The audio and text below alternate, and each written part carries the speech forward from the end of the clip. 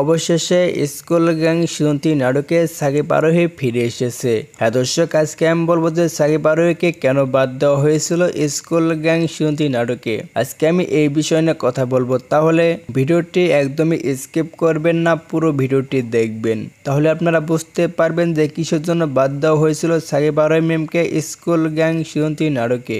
তাহলে ভিডিওটি কন্টিনিউ করতে থাকুন। স্কুল গ্যাং সিজন 3 ঘোষণা করার পর প্র্যাঙ্কিং টিমের সবাইকে স্কুল গ্যাং সিজন 3 করার জন্য একটা সবাইকে সাইন করতে বলা হয়, কিন্তু সবাই সাইন করে, শুধু সাকিব আরোহী ম্যাম সাইন করে না দেখে স্কুল গ্যাং সিজন 3 নাটক থেকে বাদ পড়েছে শুধুমাত্র সাইনের কারণে। এই জন্য আর্থিক সজীব ভাইয়া সাকিব আরোহী ম্যামকে বাদ দিয়ে স্কুল গ্যাং সিজন 3 নাটকে শুটিং শুরু করেছে।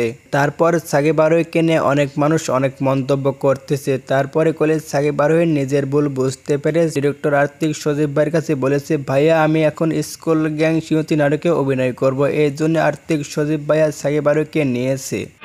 এই জন্য ডিরেক্টর আর্থিক সজীব ভাইয়া সরাসরি প্রকাশ করে দিলেন যে সাকিব আরোহী স্কুল গ্যাং সিজন 3 নাটকে এখন থেকে অভিনয় করবে এবং থাকবে সাকিব আরোহী ম্যাম। এটা একদম সরাসরি প্রকাশ করে দিলেন ডিরেক্টর আর্থিক সজীব ভাইয়া। সবাই তো দেখতে পারছেন প্র্যাঙ্কিং টিমের নতুন চমক দেখাবে আর্থিক সজীব ভাইয়া, এই জন্য সাকিব আরোহীকে নিয়েছে। এটা তো আপনারা সবকিছু দেখতে পারছেন।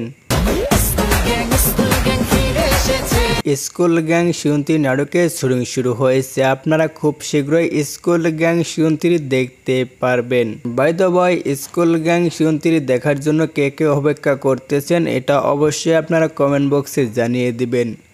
যদি ভিডিওটি ভালো লাগে অবশ্যই লাইক কমেন্ট শেয়ার করে চ্যানেলটা সাবস্ক্রাইব করে পাশে থাকবেন নেক্সট ভিডিও পেতে।